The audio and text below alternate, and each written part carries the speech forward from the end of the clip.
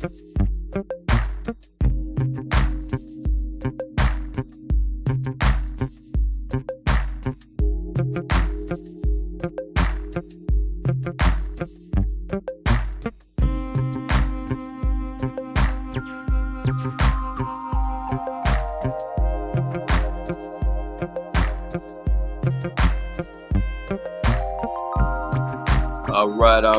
right. We're starting off again with the Activist Church. This is our second live stream for the Activism Church. We have with us our brother, Farmer P. Farmer P, I'm going to let him go ahead and introduce yourself. Go ahead, brother, and say a few words that you would if you want to get off your heart, off your mind. Good morning, family. It's a good day today. I want to say that it's what we need in our community. I say I'm a farmer and activist. For farming is the way of life, so we can get healthy as part of an active life. So activists, so fight for our food, so our food stay fresh. That's all I gotta say. 100. Last week we did the introduction and we went over a few topics, such as what is the impact that we plan on having, or what is our purpose as far as from me unto unity, starting this program, the Activism Church. And what this what we said last week was that we want to have a partnership with all of the churches in Atlanta districts 3, 4, 9, 10, 11, and 12. And the reason for that is that we want to make sure that we are 100% getting the grants and the rights and the needs for our religious organizations, because once our religious organizations, hold on, we got a guest. Hold on.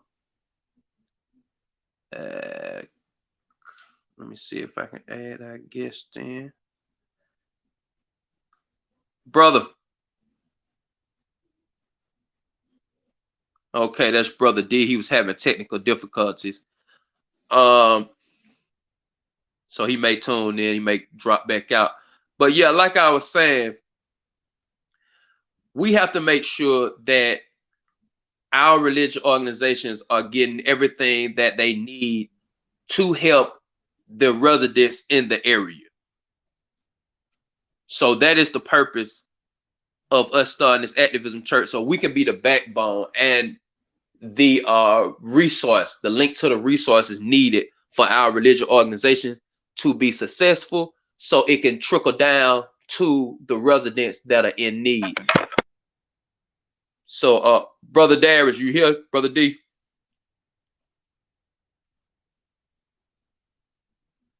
Okay. I guess he with us. He probably is having some technical difficulties again with his volume. So let me see okay, yeah. So we get these resources. Now let me tell you, I want to give you a little background story on what inspired me to even do the Activism Church. When I was about 12 years old, I had went to visit some people out here in Snellville, Georgia, Gwinnett County, and they had an all Caucasian, all white church, right? Now the people I went to visit, they were black. They had their own church, it was a black church, but they had this church. It was called First Baptist. It's still there, First Baptist in Snellville, Georgia. These people, I go into this church, all white church. I go into this church, it's set up like a school. Now they got actual retired school teacher and school teacher that teach their Sunday school from each grade. I mean, they got kindergarten teachers teaching kindergarten Sunday school. They had from kindergarten all the way up to 12th grade, they had teachers. They even had a behavior disorder class with actual licensed teachers who deal with children with behavior disorders. These people were so organized. They had a center, a help center for the people that were based off of the grants that were allowed to them in their county and the city and the state. And they had politicians that come and speak. So when they have new grant opportunities, when they have new resources coming to the area, when they have concerns, the pastor would bring in a politician, that elected official that dealt with those issues. So, years later, I'm 40 years old, just turned 40 years old. Years later, we now, as from me to unity, we want to put that in each neighborhood with each religious organization. All the religious organization that's in each district 3, 4, 9, 10, 11, and 12. We want to make sure that we get the same exact quality and the same exact resources as First Baptist out in Snellville, Georgia. If you ever get a chance, go visit First Baptist in Snellville, Georgia. You will be amazed at how well established their church is. I mean, they have everything from all kind of program, every program like a GED program, a small business loan program. All these programs are within their church, and they keep a database. They keep a database of the congregation, the people in the neighborhood, and they don't just deal with the congregation. They deal All with the right. people. Okay, brother, you in? I apologize for my late arrival, but I just want the people to know that I'm on. Okay, yeah, you good. You good, brother. We into the live stream now. You good? Matter of fact, I'm gonna give you a little time to introduce yourself, and if you want to say a few words, this is the Activism Church. So if you want to say a few words or whatever, go ahead, bro. All right. My name is Darius Russell. I reside in the Atlanta area. I also am a fellow activism specialist in order to reach out to people that need help. I've needed help myself, and I know what the trials and tribulations that some people can go through, and we need to specialize ourselves in also, upbringing our communities, our schools, and our living. And I mean, I'm here for each and others who want to help each and others. That's right. That's right. And a little background story too on Brother D, man. I have known Brother D probably now like a little over 5 years. And this brother here, you can tell it's real with the brother because the brother, he go out and help everybody he can in any way he can. I don't care if he upset with the brother, sister, whatever. If they are, because he's still gonna help them. And that's when you understand that a person is real. Because that's an unconditional love. It ain't just about a camera. It ain't just about because they got a organization, because the person can get funding. When you can take out your own pocket and show love to each and every person that cross your path, that's how you know you're real, and that's how you know that you answer to a calling of humanity. So I thank you so much, Brother D, for joining the live stream. Thank you so much for the help that you have. You helped me over the years, and you know what I'm saying, I really appreciate it so much. And like I said, it mean a lot for you to be on this live stream. And we're All gonna right, I really appreciate the recognition, the what they call it, the recognition. recognition, the Yeah, recognition of it. yeah, Thank yeah. you. Much love, man. Much love, much love. So yeah, like I was saying, I'm gonna go ahead and give a little recap because I know you having technical difficulties. But what I was Yeah, talking yeah. about, yeah, what we was going on, we were just discussing the reason for the Activism Church, and I was saying that it stems from, I don't know if I ever told you the story, I believe I have, about when I was at Snellville when I was 12 years old, and I ended up going to an all-white church called First Baptist.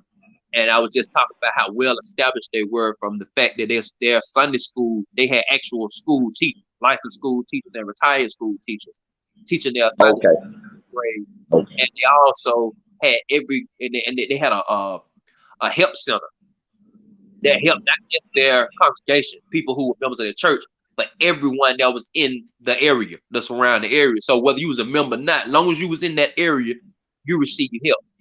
And they would keep a Okay. database. Yeah, they would keep a database. You would go to this church and you would give them your information. your name, your address, age, whatever, and they will keep a database, and they will contact you at least 3 times out the month to make sure that all your needs were met. And they will ask you, hey, how are things going? You let them know, hey, I'm doing good on my job, but I'm having a problem with my utilities. They will go ahead and get the resources from the city, from the county, from the state, and they will help you with your utilities, your bills. You know, So where did you say this church was located at?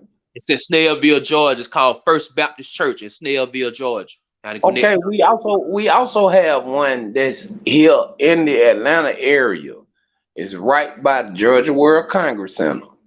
If anybody needs food, clothes, or either hygiene products, they do it every single day, other than Saturday and Sunday. What's the name of that church? Give them the name of that church. I don't know the exact name, but I do know the location. It's right there on Northside Drive, though. Okay, okay. I think I know it's a Presbyterian church. Okay, okay. So what we gonna do, and this another one of the points that we're gonna get into, and that we went over last week on our first live stream about the Activism Church. What we're gonna do, we're gonna partnership with these churches. So we're gonna be going now, and I hope you will join us when we do the outreach. We're going to all the different churches in the Atlanta area, as far as Atlanta District 3, 4, 9, 10, 11, 12, which are the predominant low income districts and the district that we serve. And we're going to be going out, sitting with these churches and being and getting a partnership, starting a partnership with all the churches in the area for the help of the people. So Yeah, from the yeah, homeless yeah. to to the residents, we're gonna have partnerships. And then I thank you so much for saying that, because we will have a list, and I'll make sure I post that Yeah, list. yeah. I need to get the name of that church, but I just found this out probably like a month ago because Okay, I went down myself because I just recently got out of jail. okay, okay, okay. Yeah, we'll have a list. Make sure that we'll compose a list, and we'll have the list ready for social media. We can put that for the people to see. And then we'll also, when we do another live stream, we'll put the list of the churches that I'm glad you said that too. That's the next live stream. We're gonna put a list of the churches in the area, district, Atlanta District 3, 4, 9, 11, 12, that help, or that's outside of that those districts that help us as Atlanta residents. Yes, sir. Yes, sir. Yes, sir. Thank you so Because much for saying that. everybody needs help sometime, man. Yeah, yeah, we do. Yeah, we do it all the time. We always need it, and we always have to be given it. It's a endless cycle. You know what I'm saying? In some ways, it may not be the same way, but once we get help in that area, we need to be going out trying to push that help out to make sure other people, our neighbors, That's get that right. same. That's right. That's You right. know? That's right. Yeah, yeah, yeah. And not just to say that we leaning on the government, but we need help. So let's break that down. Let's break that down. All right. Well, talk about it. The responsibilities of the government is to create legislation and use funding to help us, our welfare, and our safety. So every I'm elected official, yeah, and that money that we get, that's not free money coming from the Federal Reserve. That's our tax dollars. So our all tax right. dollars that come from our sales tax. Every time you purchase, I know a lot of people say, "Well, hey man, this person here might ain't got no job, so they don't pay taxes." That's not true. Every time we That's purchase, right. Every time you purchase something, I don't care if it's a stick of chewing gum. that's a tax that's on that That's right. 8%, and that breaks down from each branch of government, each level of government. So from county, state, city, and federal, those pennies add up, and they're being divided between each branch of government. So everything that we get, I tell people all the time. I say, we talk about low income and people welfare using the system. That's not true, because the people who are more low income spend the most money into the economy, and, Exactly. that's been proven by data. So when you talk about Yeah. drug dealers and you talk about low income, we buy the most stuff. We're gonna buy the Jordans. We're gonna spend every dollar we get. We're gonna go out and rob these people and spend money and go to jail, risking our life to put money into the economy. So, Exactly. and a lot of that money we don't even see back. We put more money into the economy than we get back out the economy.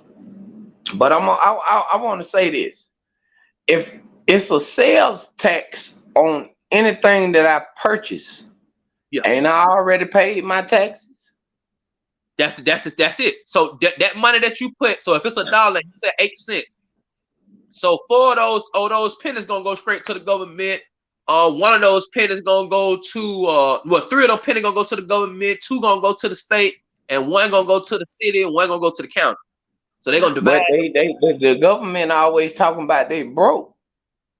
Well, and this is the reason why the government is all broke, because first of all, they got to pay the Federal Reserve. The Federal Reserve who make the money. That's an independent contract.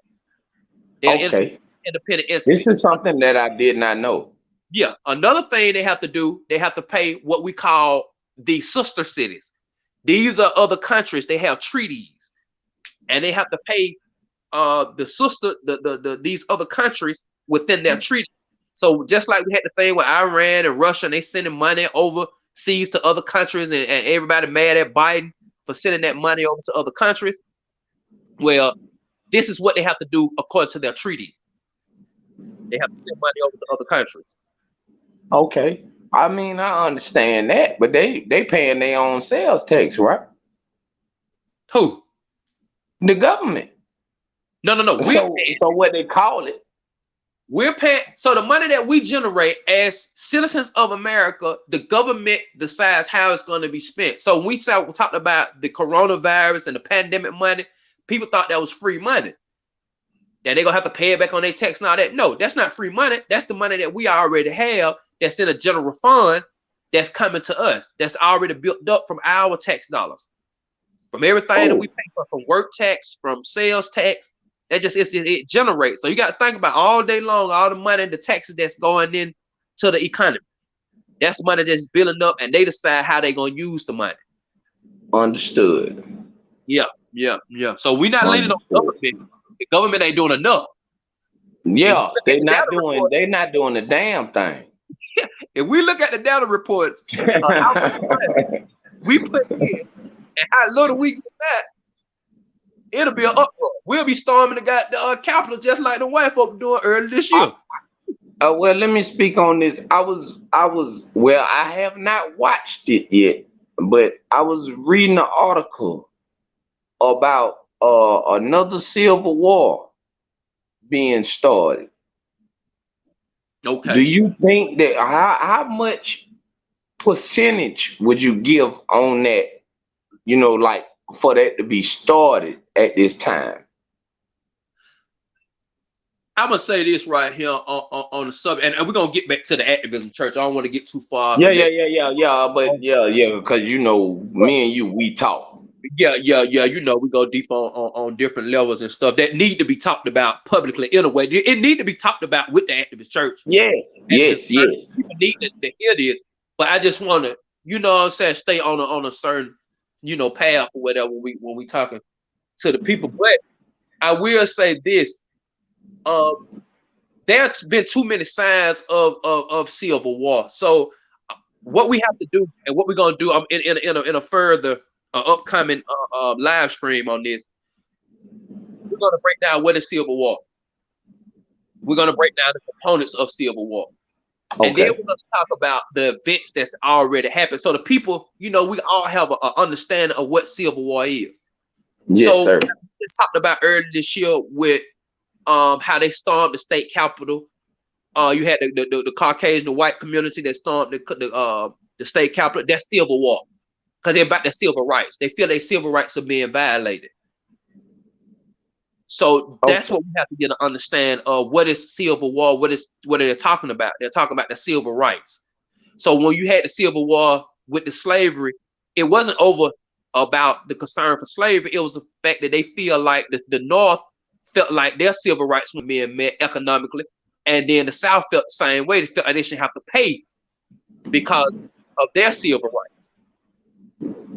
They should have to pay the North no extra money, even though they got more land, they're making more money off of slavery. So that's why they had a civil. It was called a civil war. It was just about our civil rights versus your civil rights. Okay, but what are our civil rights? There you go. We're gonna break all that down. Like I said, in a future class, we're gonna have the slides and everything. Yeah, and another podcast. Yeah. And matter of fact, I'm glad you brought that up. So once we have that, I want to have you, on here so we can break that down to the people. You know what I'm saying? And we can Yes, have that. sir. Yes, sir. That's much needed. And I'm gonna say this at just to end on that note. Right now, we have 6 unarmed militias, and the unarmed militias they are up under the governor in Georgia. So up under Governor Kemp, there are 6 what they call not unarmed. They call what they call that Get your book. Get your book. I'm gonna have to get off the dome because I can't grab the book right now. Unorganized. There you go. Unorganized. Yeah, 6 yeah. unorganized militias. Now, unorganized don't mean they're unlawful. Unorganized just means that they have no oversight. So they But are. we also need order. No, listen to what I'm saying. No, I'm just saying the definition of what that means. Unorganized militia. Unorganized militia is a legal militia that is a part of the military. The government, the Georgia military, Georgia branch of the military, and they are the ones used when we had the big riot when the brother got killed at Wendy's and we had that riot downtown. Our tax Yeah. dollars, our Georgia tax dollars, paid for these people to come out and to patrol. Okay. So when we talk about what our brother who got killed down in Brunswick, Yeah. boy Aubrey, when he got killed, he was killed by one of the 2 of the unarmed militias. So the what it is unorganized militia groups. These are legal groups that are up under the government. In each state, you have But militia. when you call an unorganized group a gang, No. See, that's what I'm saying. The term organized does not mean actually unorganized. The term unorganized just mean in this instance, it I means mean, that they are it's unsupervised. not being stated No, it's exactly. being stated. But now listen what I'm saying. But The they definition don't for have that a name for it. they have a name, but listen what the definition for that is. Unorganized in this term, in this definition means unsupervised. So that means that even though they are a legal branch of the military, there's no oversight. No one checks to see what they are doing. What are their plans? So they could be planning anything, doing anything, but they have no plans. Now you have an organized militia. An organized militia is the military branch in Georgia that goes to like Fort McPherson, Fort Gilliam. They'll go to Yeah. these, and they know what they're doing. Lakewood. Yeah. Stuff like that. Yeah.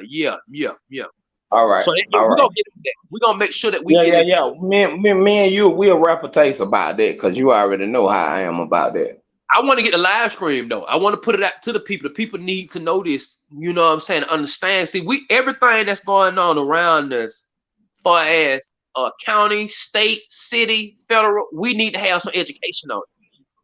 All right. Well, can I lead out with a prayer?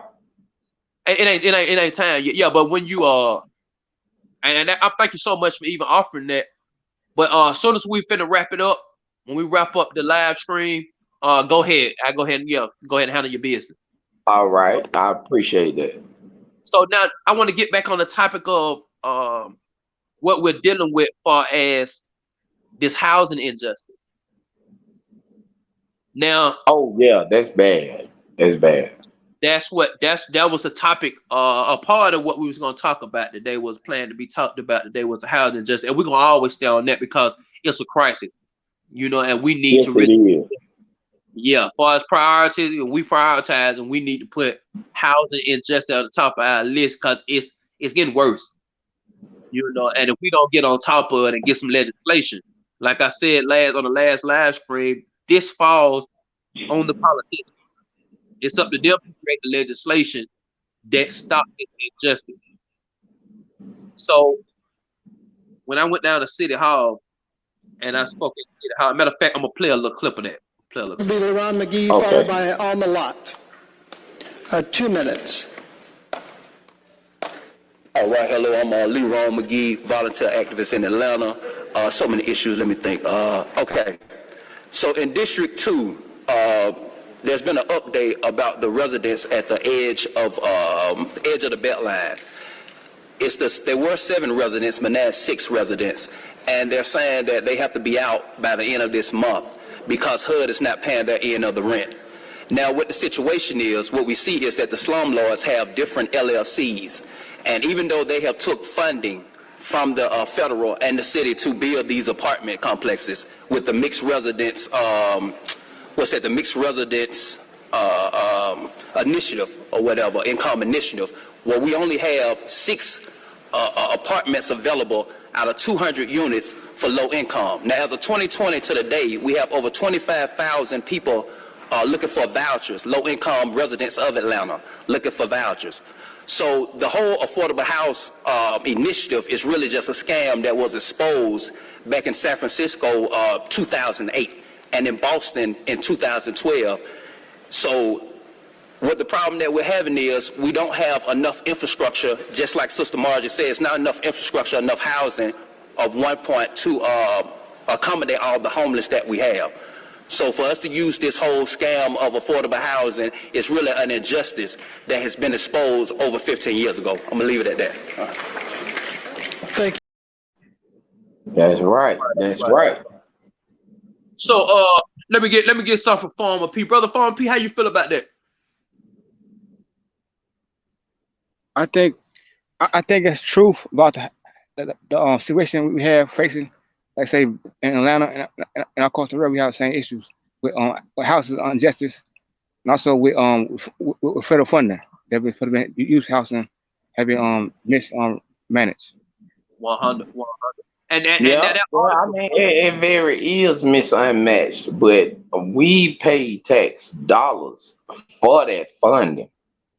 and let me tell you what the problem with that is. So what I was talking about, that article came from the Atlanta Silver Circle. It's the second article they brought out about these apartments that's supposed to be. They got this initiative, and I know y'all done heard of it, called the mixed resident income apartment complexes. That's when you get low income. You got these upscale apartments, and you give so many units to low Yeah, yeah, income. yeah. I So already know about that. yeah, that's Yeah, what that what happened in Atlanta anyway. After the Olympics, they start pushing that, yeah, yeah, shutting yeah, down yeah. projects out. So Gentrification is what they call it. yeah, so this what's going on though. What the HUD is allowing the people to do, so they taking federal funding and stuff to build these apartments in our district, our low income districts in Atlanta.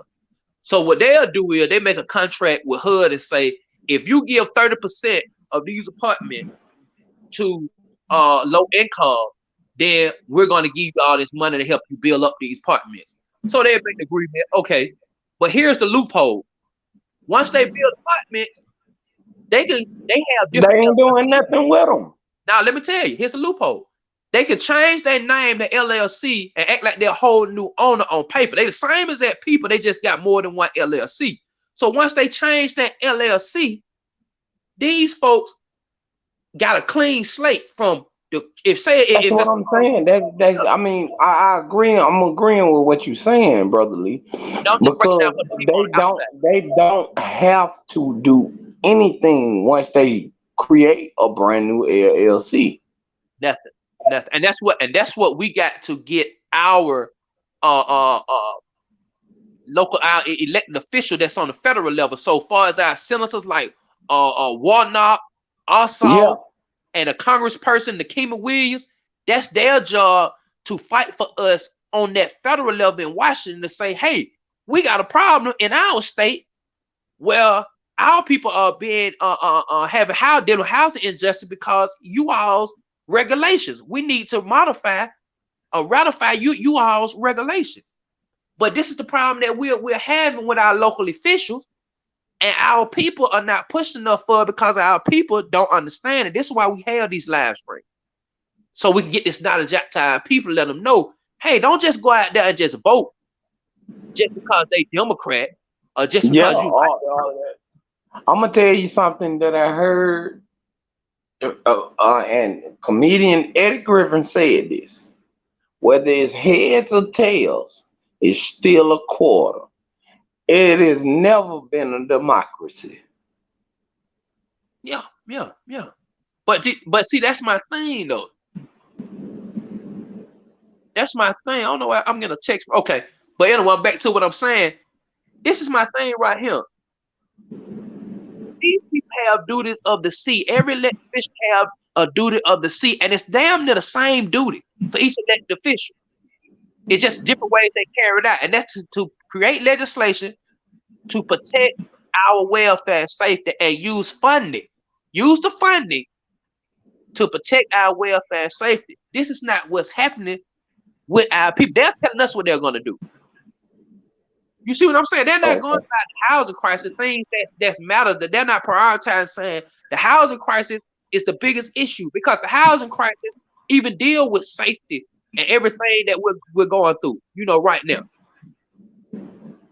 But our local officials are not coming in to say, hey, what we're going to make sure that we got the right policy. You got 6 people. Now, let me tell you something. Out of 350 units, the Edgewood of the Beltline has 350 apartments there. How out of 350 apartments, you only give 7 to low-income families, and you tell us that's 30%? Oh, no. And nobody That regulates ain't even, that's sad. This before they switch their LLC over to look like they are a different owner. No one is regulating this, but you got local officials. I'm gonna tell you something deep, brother, and this gonna trip you out, but you probably done seen. I don't know if you're seeing because you ain't been around in the area for a while. Brother D, Overstreet, which is the council member over here in District 11, which is the Southwest Greenbrier area. She was over. Then they tore down Magic John's Theater to build some new apartments. Oh, no. So let me tell you, the same apartments like the ones I'm talking about over here with the edge of Beltline, they say they're gonna be mixed resident, they upscale, they're gonna have a low income senior citizen, they're gonna have low income people stay over there mixed in with upper class residents. Now at the same time, while she promoting these, they doing the groundbreaking over there. They done tore down Magic Johnson, they with the developer, they doing the groundbreaking all on the news. At the same time now, over there in the Park of Greenbrier, they done stop taking Section 8. No. So them people who on Section 8 had to leave. They done put them folks out? Put them out. They stopped the landlords and stuff. Say the lease officer stopped taking the management, stopped taking on Section 8. No. She ain't said nothing about that. She ain't addressed that. She ain't went and checked on them people. You know what I'm saying? To make sure they got housing. But you over here promoting mixed resident community that we see already done failed. We see this already failed. We see this is not happen. If you got over 25,000 people on the list waiting for a voucher, and then once they get y'all know y'all got this space, you ain't got enough housing. We ain't got yes, the they proper do. housing structure. Yes, they don't probably have the proper housing and structure, but they have the housing. I'm gonna tell you what the two components is with that. We're gonna break this down. First of all, we have too many people low income that become homeless because of the homeless crisis. Second of all, we got too many people coming into the city of Atlanta. For the housing that we have, the housing structure, for the amount of people we got, as of last year, we had 6-point-something million people coming into the metro area Atlanta. That many people. That's a lot of people. With that many people, the housing infrastructure we have is supposed to look like up north when they had the tall buildings and the 40-story apartment buildings in. Yeah. Because you got to house all these people. Yeah. So now you take that component with the population and then you add it to the low income. How many low income and homeless people we have? How many people looking for these vouchers? Then you get the voucher. That's why when they get the voucher, it's hard for them to even find a place to take the voucher, especially in the Atlanta area. So how can we help the people get the vouchers? Even when they get the vouchers, this is my point. When they get the voucher, ain't nowhere for them to use the voucher in the Atlanta area. They have to go way out to rural areas where the bus don't even run to use the voucher. No. That's how bad it is. It got so bad that what Gateway done stopped taking people. Yeah. I done been down there. That's how bad it is. Yeah. Safe House ain't gonna give you nothing but a MARTA card. And that ain't nothing but a round trip. That's how bad this situation is. It's a crisis. That's why I said we in crisis mode, but we still got our elected officials coming up with crap like mixed residence neighborhood, Atlanta Housing Authority. They allowing them to kick this. They allow developers to come in and make so much money. We got all these out-of-town developers coming in, building these upscale apartments in low-income neighborhoods. that are overran by homeless people and low income that have no housing. I just wanted to look at a seminar the other day. It's called the HUD 811 housing voucher. And this is for disabled people from 18 to 61. So if a person, might have been shot or some, or, in a wheelchair, whatever, you know what I'm saying? From 18 to 61, they're going to help them get housing. But they say if you put your name on a list for anywhere in the metro area, like Fulton, DeKalb, you're going to be on that list maybe 4 to 5 years. Waiting on housing. That's the least. That ain't the maximum. Because ain't no housing. And But then you it's got jobs. huh? But it's jobs. And the job, let me tell you about the job situation. I'm glad you brought up job.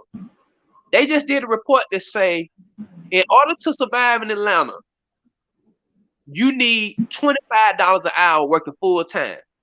Exactly.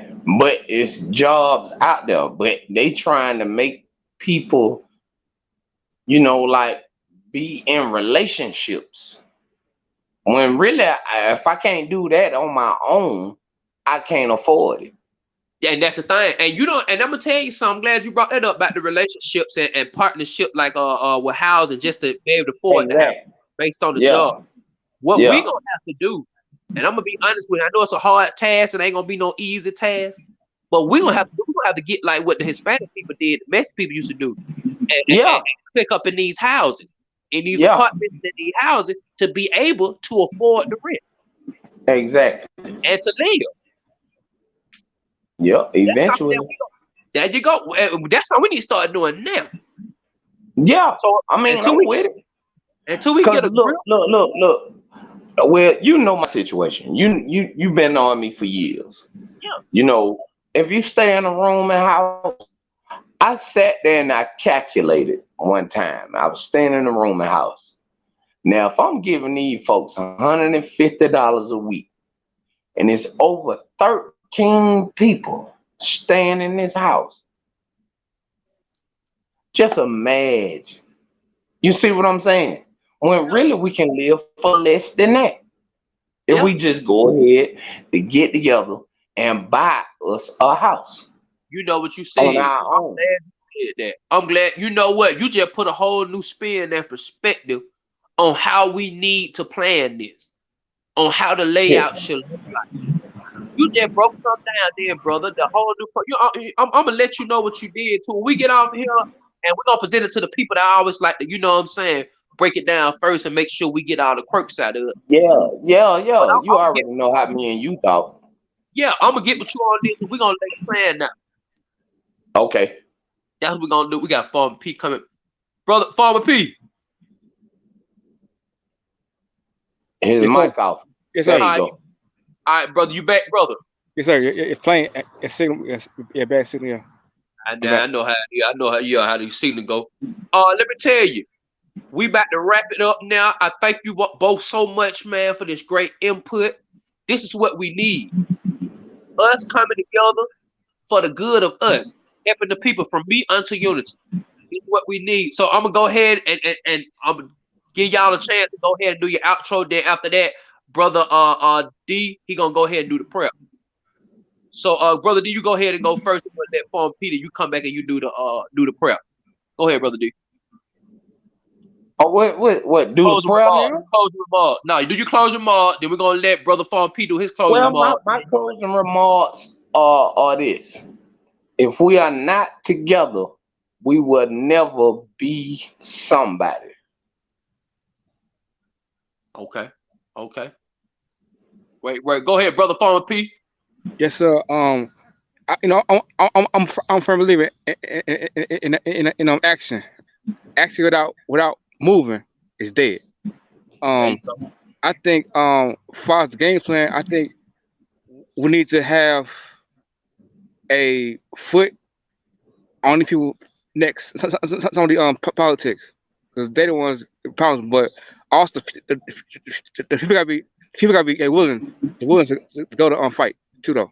There you go. That's Yes, right. sir. That's right. You got to put your gloves up.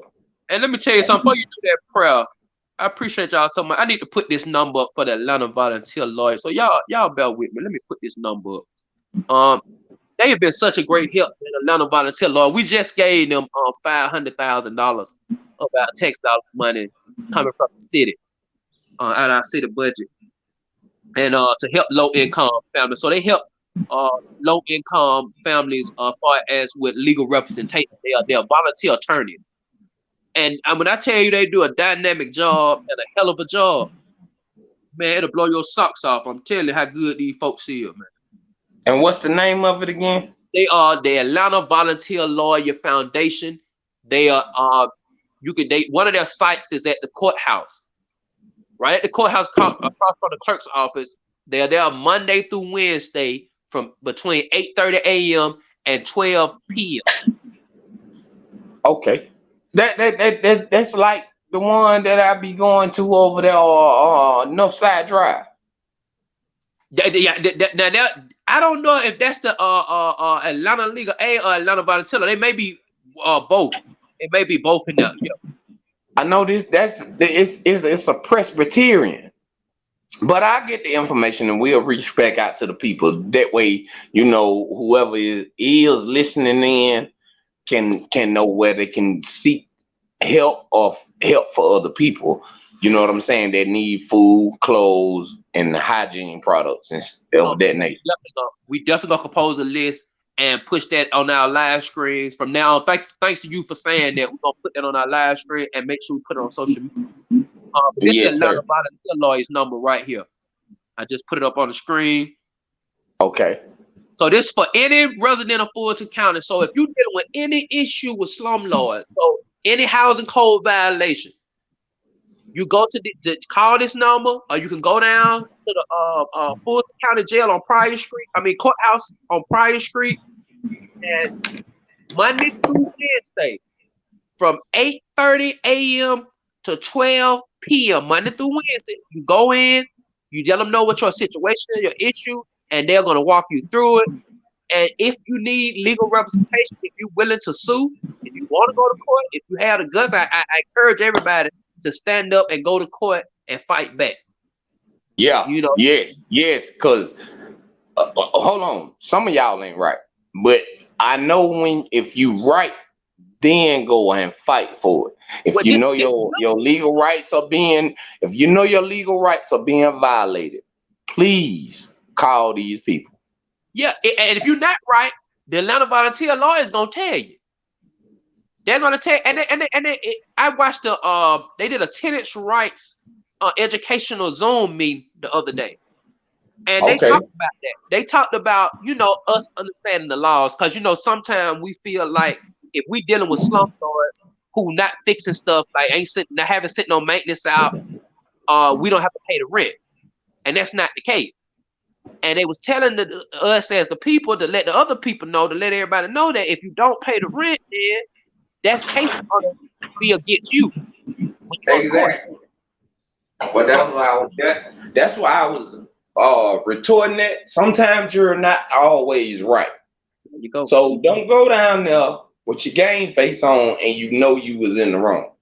And then, like I said, sometimes we don't know we're in the wrong, because a lot of people didn't know that. I had one guy telling people that you don't have to pay your rent if people don't fix, if the maintenance don't come and fix your problems in your apartment.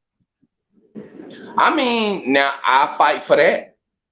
But that's not the law, though. But that's not what I pay for. You see what I'm saying? But that's another issue. We'll talk about that another time. That's another issue. Yeah. Because you know what kind of housing I used to live in. Yeah. But you see what I'm saying? That's the point of going to these volunteer lawyers, because they're gonna give you all of the laws from the tenant handbook, from the Georgia code, and let you know. They're not just gonna say something, they're gonna let you know these are the Georgia laws, and this is what we're dealing with when we go to court. Okay. Well, we'll wrap that up, and I'll call you on another level. You see what I'm saying? We'll wrap this up. Hey, so go ahead, do the prayer. Thank y'all so much, and you go ahead and drop that prayer. All right. Now since this is my first time being on the live stream, I want to talk to everybody about my favorite prayer, and it means a lot. Whether you're going through trials, tribulations, or anything like that, and I'm gonna go ahead and leave with it. God, grant me the serenity to accept the things I cannot change, courage to change the things I can, and wisdom to know the difference. Amen. Man. Thank y'all so much. And we're All gonna pick right. it up next week.